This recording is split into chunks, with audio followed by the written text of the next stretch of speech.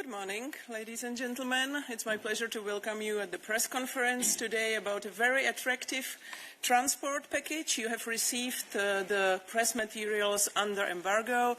Actually, the embargo has been just lifted, and we have on the podium EVP Raffaele Fitto and Commissioner Tzitzikostas. They will introduce you to the package. It's very interesting because it will show you how fast we can travel on railways in a very short time, in the near future. But let's start in a bit unconventional way today, and let's have a look at a very short video first. And now, without further ado, I give the floor to the EVP Fitto for his opening remarks. Thank you. Good morning. Yesterday, the College approved the comprehensive transport package. First of all, let me thank Commissioner Tzitzikostas for his excellent work and commitment. The measures we present today cover two key areas: rail, where Europe already leads in sustainability, and fuels, where Europe is now accelerating its energy transition. The new high-speed rail action plan sets out the steps that we need to create a faster, more interoperable and better connected European rail network by 2040. As you have just seen in the video, this means much more connected and united Europe. By completing the links between our major cities, passengers will have faster connections, alternative options to short flights and long car journeys, easier booking options and more affordable prices. This set of measures is key for competitiveness, but also has an important cohesion dimension. It will bring citizens closer together, making business easier throughout the EU. Improving the travel times between capitals across Europe is a tangible and pragmatic result of our will to make Europe more united and more efficient. The second measure is the Sustainable Transport Investment Plan that sets out a common European approach to boost investment in renewable and low-carbon fuels for transport. Sustainable fuels are essential across all modes of transport, including in road transport, despite ongoing electrification efforts. Aviation and maritime transport are much harder to electrify, making the rapid scale-up of sustainable fuels all the more critical. For these reasons, we are working to create more favourable market conditions for investment in fuel technologies, with a strong emphasis on mobilising private sector funding. To this end, taking an integrated approach across the sustainable biofuels value chain will be crucial to foster production while advancing towards e-fuels. This strategy can generate opportunities for the farming community and other stakeholders, as well as for key industries across EU territories that need clarity to invest, grow and safeguard jobs, including the refinery sector. I will now give the floor to Commissioner Tzitzikostas, who will explain the proposal in more detail. Thank him again for his work and for our fruitful cooperation. Thank you. Thank you very much, Vice President. Commissioner Tzitzikostas, please. Thank you very much, Vice President Fitto, and thank you not only for the collaboration that we have for this specific package, but overall for the very good collaboration we have this past year. Ladies and gentlemen, today we adopt a transport package, and what you have just seen on the screen is what exactly we want to achieve with high-speed rail in the coming years.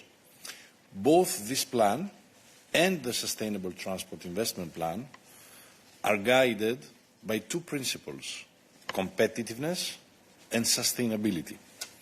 For rail, whose sustainability credentials are well known to all of you, our goal is very, very clear. more high-speed lines that strengthen our communities and our economy. With STIP, we still help Europe accelerating the shift to sustainable energy for planes and ships and create a new market. So let me start with rail. Imagine traveling between Berlin and Copenhagen in 4 hours instead of 7. The train would definitely be preferred to the plane. And this will be a reality in 2030. And by 2035, another example. Sofia and Athens will be just 6 hours apart by train, instead of almost 14 hours today. So today's plans set out how to create a faster, truly European high-speed rail by 2040, built on basically 4 pillars. The first pillar is, of course, infrastructure, the hardware. Europe's 12,000 kilometers of high-speed rail are still concentrated today in just a few member states: Spain, France, Italy, Germany, while Central and Eastern Europe remain, unfortunately, still poorly connected. And this must change. Completing the network would require enormous financial resources, as you understand, reaching up to 550 billion euros. Yet it will deliver 200 billion euros in additional societal benefits. So we will pursue a dedicated financing strategy.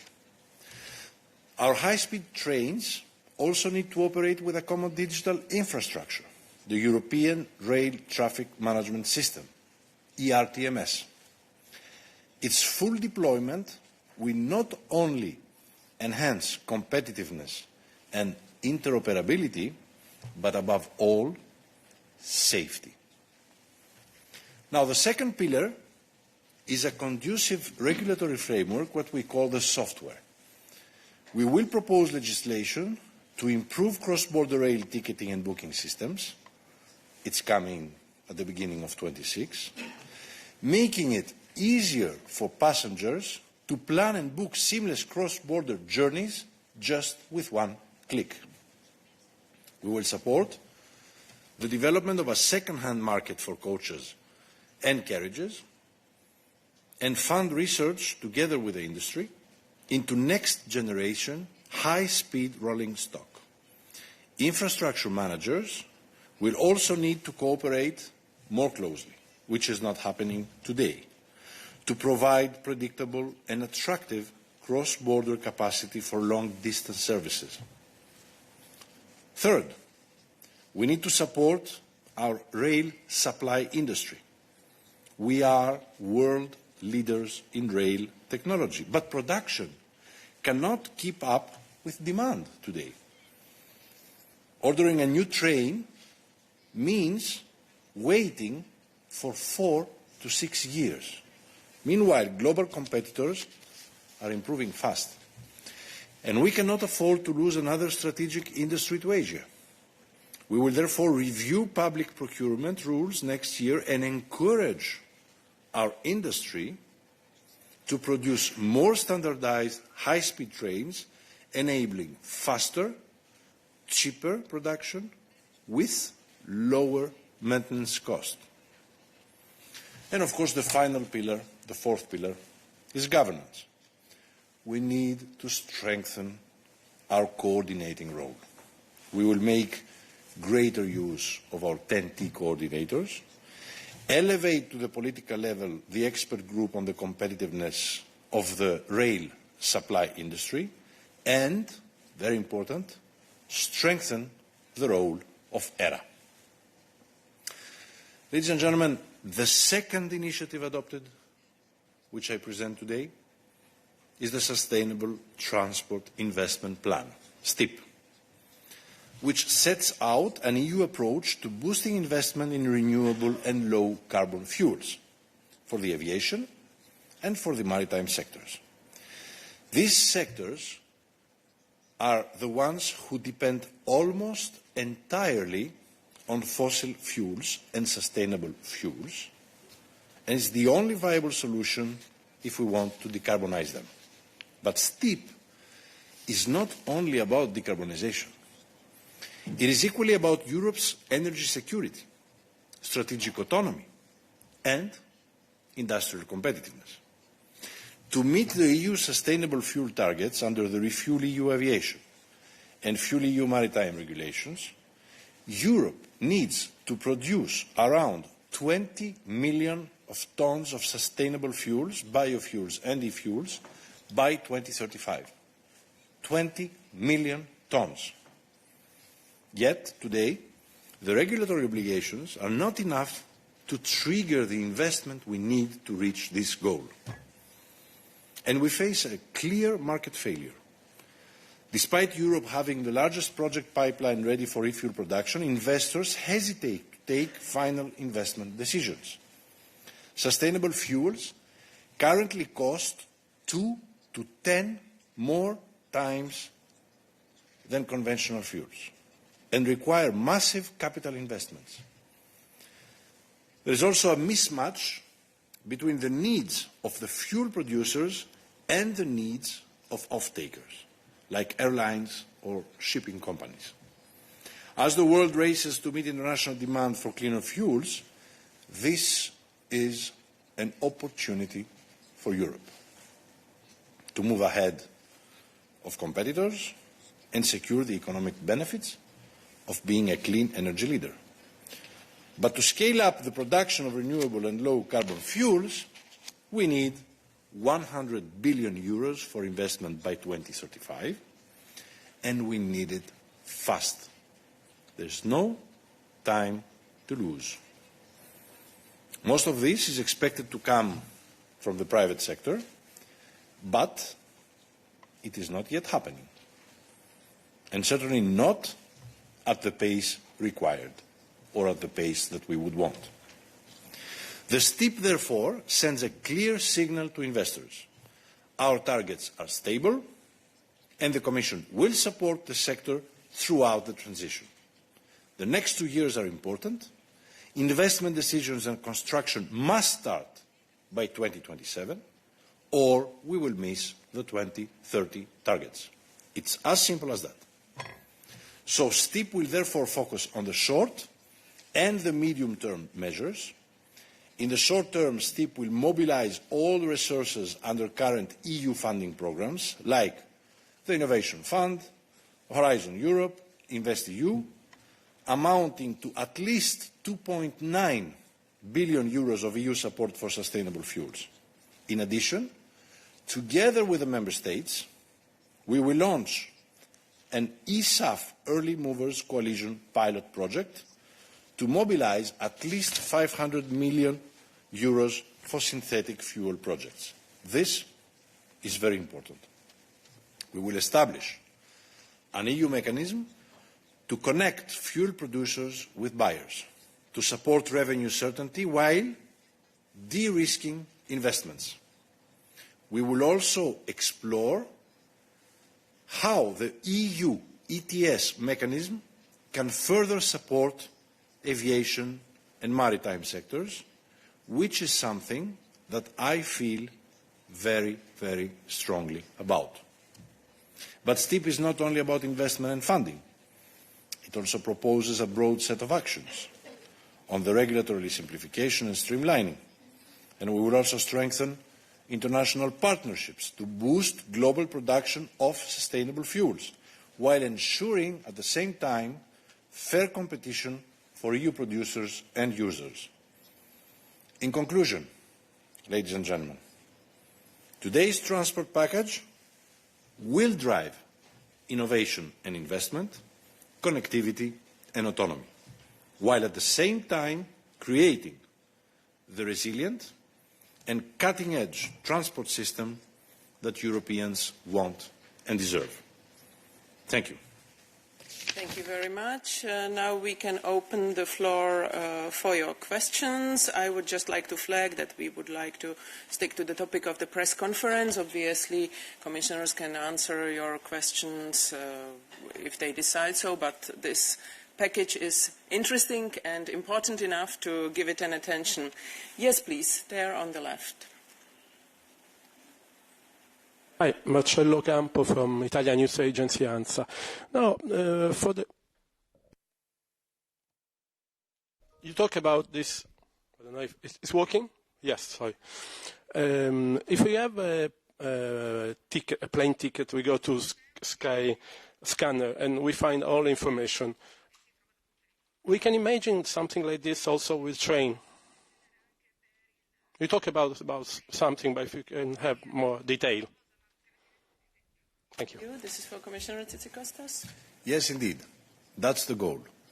The goal is, and we will present this at the beginning of 2026, for all passengers to be able, with one click on their phone or on their PC, to be able to book and to purchase a ticket cross-border through different companies and multimodally, which means that if someone wants to book a trip and needs to use for the one leg of his trip an airplane and for the other a train, he will be able to do that with one ticket. But of course, the priority at this point is to make sure that citizens, when want to use a train for cross-border connections through different companies, they will be able to book it as a single ticket. And of course, we will present passenger rights to support this new entry in the way that people travel. So yes, this is exactly our target, and this is what we're working on, and we will present it early 2026. Thank you. Another question was here in the middle. And please introduce yourself and the media you work for. Does it work? Yes. Frank Hütten from the German transport journal DVZ. On the investment plan, please, well, the figures you're presenting are, of course, not nearly as high as the figures on investment needs that you presented, so it cannot be about the figures. Could you explain what this new mechanism, this pooling initiative can do? How can this leverage all this private money that you have been talking about? Thank you.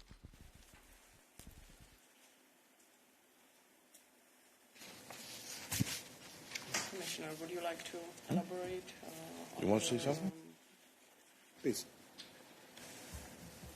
Financial plan? It's working? Okay, good. So thank you very much for your question. We are working very hard in this respect because financing, as I said, is quite important, if not the most important aspect of this package. STIP will mobilize, as I said, 2.9 billion euros under the MFF based on existing EU programs. This means for years 26-27 only. On top, we plan to mobilize with the interested member states 500 million euros for a first double-sided pilot auction on eSAF. So in total, STIP will announce 3.4 billion of investment booster. This is to kickstart the first investments very rapidly. And we need this to happen now. Otherwise, the needed fuel will not be able in time to be produced in time for 2030 and 2035 targets. The 100 billion that is needed covers a longer time frame. So it's not something immediate. Up to 2035. And of course, most of the investments need to come from the private sector, but also from the member states. So STIP is intended to help to kickstart the production and to de-risk the first movers investment. The 100 is financing that will be needed later on. Thank you. I can see plenty of questions also online. Let's go to the other side of the room here. Hi, Angela Skujins from TBP World, Poland's public broadcaster. I have a question about Rail Baltica, the Baltic Railway project. It's estimated to cost 57 billion euros, and in July the European Commission announced a 295 million euro injection. Will the EU commit any more funding to this project? And speaking of the military mobility package, which is expected to be endorsed in 2 weeks' time, are there going to be any more funding announcements for Poland as part of this? And are there any other projects identified in that region that could be of interest as part of that package for the Transport Commissioner? Thank you. As you said, we are working regarding this proposal for the next weeks, and I think that Commissioner Tzitzikostas can be explained in the details, in particular these projects. Yes. Well, let me be clear. Of course, we will present this mid-November, but military mobility package does not announce new funding. As you know, funding for military mobility during the current MFF was at 1.7 billion euros. The money was gone in 3 years because of the great interest of member states for projects, and we funded a lot of projects in most of the member states in Europe. But now, the budget for military mobility for the new MFF is going to rise tenfold, 10 times up. So we will be using 17 billion euros for the military mobility infrastructure in the coming years. So the military package is not going to be about the funding. The military mobility package, which you will see in 2 weeks, will mostly be about how we will facilitate military mobility and how we will act and react if it is needed. But let us not discuss today military mobility. Of course, countries that are members of the European Union are going to be beneficiaries of these programs of military mobility. And finally, let me remind you that military mobility projects can already be funded today after the review that we did in cohesion funds, where if a country presents the case of a military mobility project, funds can reach up to 100% funding from the European Union. Yes, Vice President, please.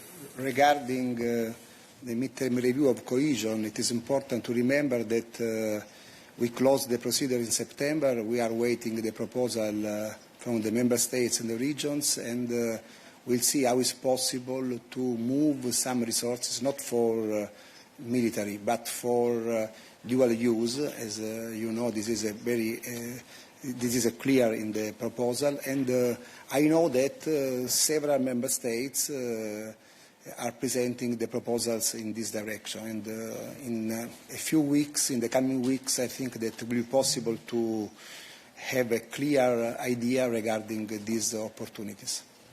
But let me be clear for some. If we want all this to happen, we need to have this proposal of the CEF budget adopted. So I urge the co-legislators to support the Commission's proposals on CEF, which is doubling the money, the funds, for infrastructure projects in CEF, and increasing by 10 times the infrastructure projects for military mobility funding. So it's a good opportunity today to remind everyone that we need to strongly support this proposal on CEF funding. Thank you. Another question there.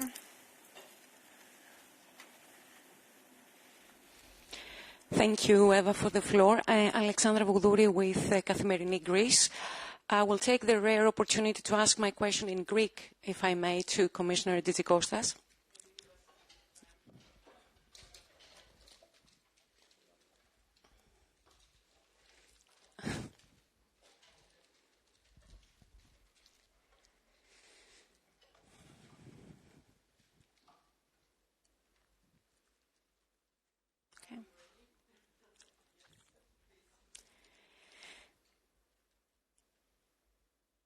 May I?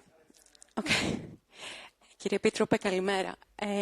Το φιλόδοξο αυτό σχέδιο που παρουσιάσατε σήμερα, πιστεύετε ότι θα μπορούσε να αποτελέσει μια τελευταία ευκαιρία για τον ελληνικό σιδηρόδρομο λόγω των γνωστών και χρόνιων παθογενειών του? Θα αποκατασταθεί επίσης η εμπιστοσύνη του επιβατικού κοινού και θα προσελκύσει επενδύσεις? Ευχαριστώ πολύ. Είναι προφανές ότι ξέρουμε πολύ καλά και το γνωρίζετε κι εσείς ότι το Ελληνικό Υπουργείο Υποδομών και Μεταφορών έχει καταρτήσει ένα σχέδιο δράσης πάνω στο οποίο έχει θέσει πολύ συγκεκριμένα χρονοδιαγράμματα, έχει υποβάλει το σχέδιο αυτό στην Ευρωπαϊκή Επιτροπή με στόχο την αντιμετώπιση όλων των ζητημάτων που απαιτούνται ώστε το ελληνικό σιδηροδρομικό σύστημα να καταστεί ασφαλές σύμφωνα με τους ευρωπαϊκούς κανονισμούς.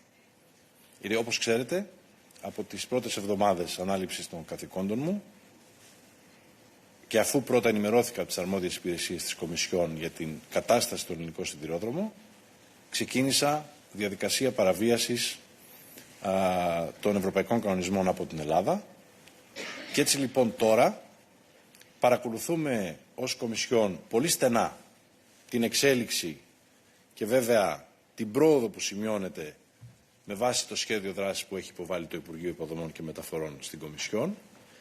Πρέπει να σας πω ότι οι υπηρεσίες της Ευρωπαϊκής Ένωσης εκφράζουν την ικανοποίησή τους για την πρόοδο αυτή και ότι τηρείται το χρονοδιάγραμμα του Υπουργείου. Φυσικά, εμείς συνεχίζουμε να παρακολουθούμε πολύ στενά και να αξιολογούμε διαρκώς την εφαρμογή του και αν σε οποιαδήποτε στιγμή εντοπίσουμε την παραμικρή καθυστέρηση ή αδυναμία, θα λάβουμε άμεσα μέτρα. Πέρα όμως από αυτήν την στενή εποπτεία, παρέχουμε ήδη τεχνική βοήθεια και τεχνική βοήθεια στην Ελλάδα, ώστε το σιδηροδρομικό σύστημα της χώρας να βελτιωθεί και να γίνει σύγχρονο, ασφαλές και αξιόπιστο, όπως ακριβώς αξίζει σε όλους τους Έλληνες πολίτες. Τώρα, είναι προφανές ότι ακριβώς αυτό το πρόγραμμα που παρουσιάσαμε σήμερα είναι ένα πρόγραμμα το οποίο θα ενισχύσει αυτή την προσπάθεια που κάνει σήμερα το Υπουργείο Υποδομών και Μεταφορών της Ελλάδος. Σας παρουσίασα στην αρχή και μπορείτε να το δείτε στους χάρτες ότι ο στόχος είναι η διαδρομή Αθήνα-Σόφια σε μερικά χρόνια να γίνεται σε μόλις 6 ώρες από 14 που είναι σήμερα. Και προφανώς μέσα από το πρόγραμμα αυτό θα μπορέσει και η Ελλάδα να αποκομίσει σημαντικά ωφέλη, κυρίως σε ό,τι έχει να κάνει την χρηματοδότηση σημείων του σιδηρόδρομου τα οποία είναι σήμερα προβληματικά ή έχουν καταστραφεί από φυσικές καταστροφές όπως ο Ντάνιελ και για τα οποία το Υπουργείο Υποδομών και Μεταφορών έχει ήδη ξεκινήσει τις διαδικασίες αποκατάστασής τους.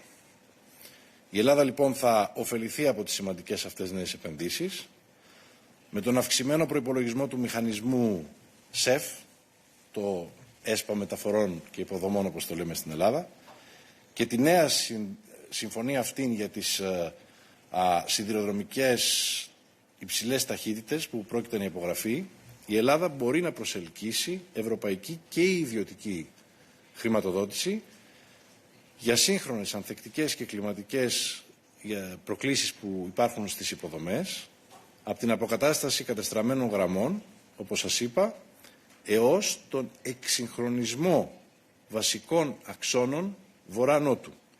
Τα έργα αυτά θα μειώσουν τους χρόνους ταξιδιού, θα δημιουργήσουν νέες αναπτυξιακές ευκαιρίες για τη χώρα και κυρίως θα καταστήσουν το σιδηρόδρομο ασφαλή και με βάση τα ευρωπαϊκά πρότυπα. Εν ολίγης, η συμφωνία αυτή αντιπροσωπεύει και τη στήριξη της Ευρώπης προς την Ελλάδα με χρηματοδότηση, τεχνογνωσία και ουσιαστική βοήθεια για την οικοδόμηση ενός σιδηροδρομικού συστήματος ασφαλούς, ταχαίους και πλήρως συνδεδεμένου με το υπόλοιπο ευρωπαϊκό δίκτυο και βέβαια με βάση τους ευρωπαϊκούς κανονισμούς που ισχύουν.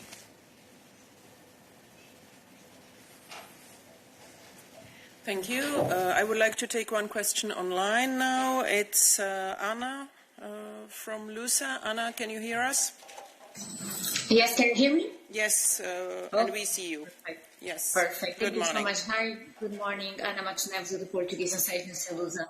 I would like to ask some questions on the connection between Lisbon and Madrid that is foreseen under this plan, and there was already an agreement last week between the governments of Portugal and Spain.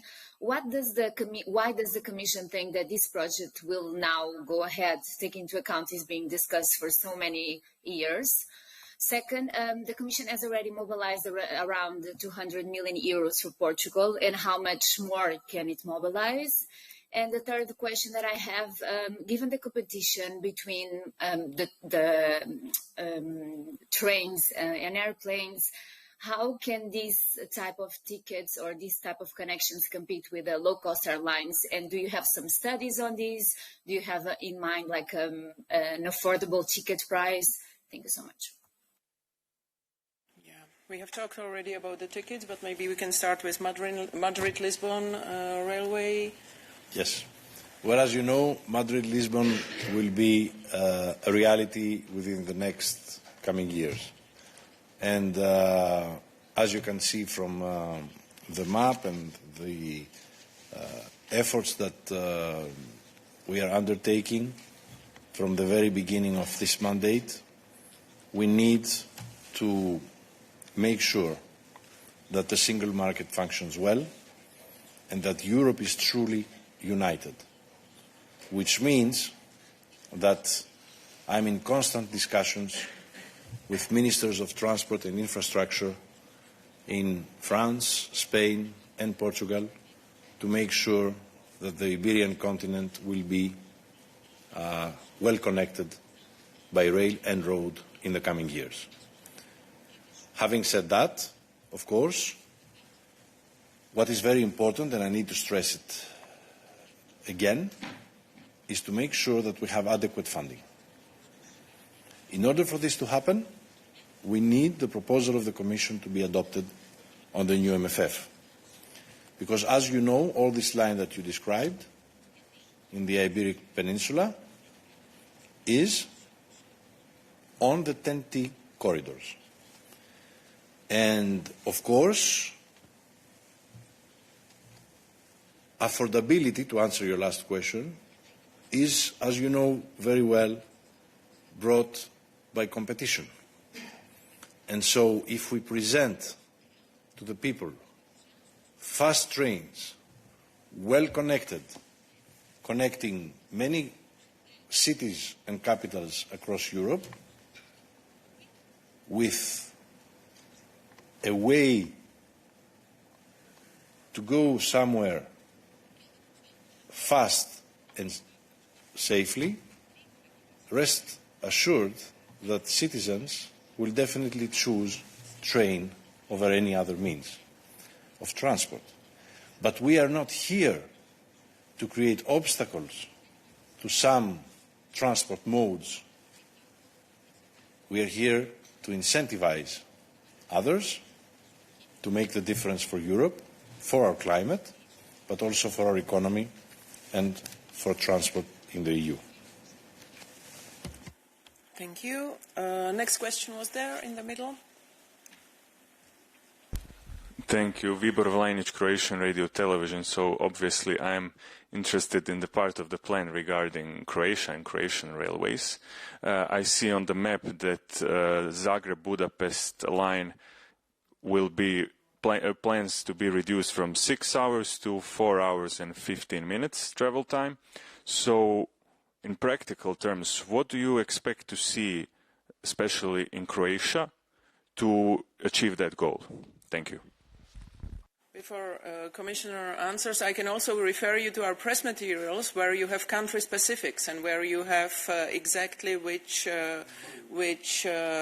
railways are already being built and what is the plan for a specific country. So there you can also go to find information about your country. Commissioner? Yes, I would say that you have all the material in front of you, member state by member state. And you can always get informed on the infrastructure projects that are underway. What I can tell you is that I'm in very close collaboration with the Croatian government in order to make sure that we stay on track.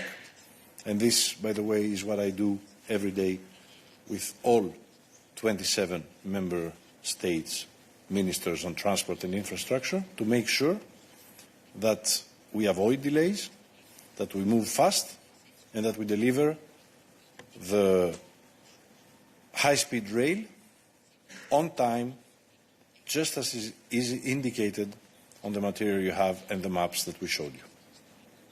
Gabriela?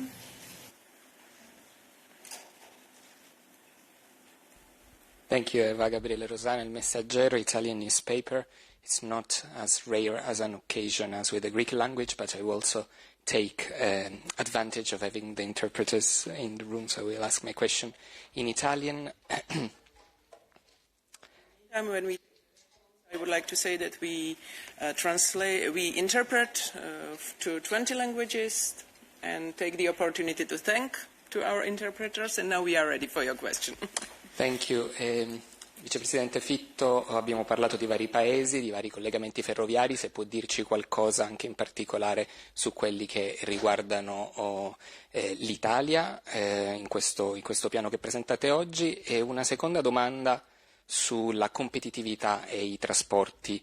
Ieri la Corte Costituzionale italiana ha annullato alcune disposizioni di legge in Italia che mettevano limiti ai servizi di noleggio con conducente. Il tema ha anche una dimensione europea, visto che anche a inizio di quest'anno, quando avete presentato la comunicazione sulla strategia sul mercato unico, avete annunciato azioni per far sì che regole e principi del mercato interno e della libera concorrenza si possano applicare anche al settore dei servizi di noleggio con conducente, quindi non soltanto ai taxi. Volevo sapere se ha un commento appunto su questo e sulle prossime mosse europee. Grazie. Ma per quanto riguarda il tema dell'alta velocità con l'Italia, come è stato evidenziato anche nel video e troverete anche nello specifico i riferimenti, l'Italia ha una serie di interventi molto importanti che però non sono inseriti esclusivamente in questa proposta, ma che sono anche una prosecuzione di un lavoro molto rilevante. Mi piace ricordare che nel Piano Nazionale di Ripresa e Resilienza una delle voci più importanti è quella delle infrastrutture ferroviarie. Gli investimenti realizzati in questo contesto superano abbondantemente i 20 miliardi di euro, quindi è un contributo molto rilevante in questo senso, che oggi prosegue anche con una organizzazione più strutturata, così come quella che viene presentata con queste misure che mettiamo in campo. Per quanto riguarda la decisione della Corte Costituzionale di ieri, è evidente che non è mio compito entrare nel merito né tanto commentare la decisione sia della Corte Costituzionale che delle eventuali ripercussioni sul Governo, perché evidentemente tutto questo riguarda un dibattito interno. Laddove dovessero esserci profili che riguardano e che impattano sul fronte della competitività per la semplificazione del mercato interno anche a livello europeo, evidentemente la Commissione riprenderà in debita considerazione. Oltretutto, come sapete, anche sul tema della competitività esiste uno dei principali obiettivi in termini di riforme anche nell'ambito dell'attuazione del Piano Nazionale di Ripresa e Resilienza, quindi c'è un doppio livello di controllo e di collaborazione tra Governo italiano e Commissione europea. Thank you. And the last question I think I can take is online. Louise, are you still there? And would you like to pose your question? Yes, can you hear me? Yes, we can hear you and see you. Yes, thank you. The question regarding on Spain, I would like to ask you why, if I'm not wrong in the map, I don't see connections between Barcelona and France. So it's a problem between Spain and France. There was at least one company who said that France